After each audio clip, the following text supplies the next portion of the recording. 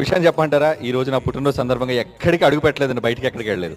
నేను జరుపుకున్నాను, సంతోషించానంటే నా కుటుంబంగా మీతోనే నేను జరుపుకున్నాను. ఎందుకంటే మీరు వాక్యాన్ని ప్రేమించిన వాళ్ళు. మీరంతా నా కుటుంబంగానే నేను భావిస్తాను. మీరు ఎవ్వరూ పరాయి వాళ్ళు కాదు, రక్తాన్ని బట్టో కులాన్ని బట్టో కాదు. క్రీస్తు రక్తాన్ని బట్టి మీరంతా నా సొంత వాళ్ళుగానే నేను ఎప్పుడు భావిస్తాను. నిజానికి ఇదిగోండి, ఇప్పుడు ఈ వేసుకొని కొత్త చొక్కా కూడా అసలు నేను బట్టలు కొనుక్కోలేదు. నేను ఉదయం కూడా నార్మల్ డ్రెస్సే వేసుకొని వస్తే మరి జాన్సన్ గడు, షేబా వీళ్ళు చూసి అదేంటి డాడీ మీరు కొత్త చొక్కా ఎందుకురా, నేను చిన్నపిల్లని ఏంటి కొత్త బట్టలు వేసుకోవడానికి అంటే, ఇందాక నేను 5:30కి వెళ్ళి చొక్కా కొని తీసుకొచ్చాడు. లేదంటే నేను పాత చొక్కా వేసుకొని వచ్చి ఉండేవాడు మీ దగ్గరికి. అంటే ఇది నేను ఎందుకు చెప్పానంటే ఇదిగోండి, నా కుటుంబంలో ఉన్న వాళ్ళు నాకు ఏదో ఒక చొక్కాలు అడుగుకున్నారు, షర్ట్లు అడుగుకున్నారు.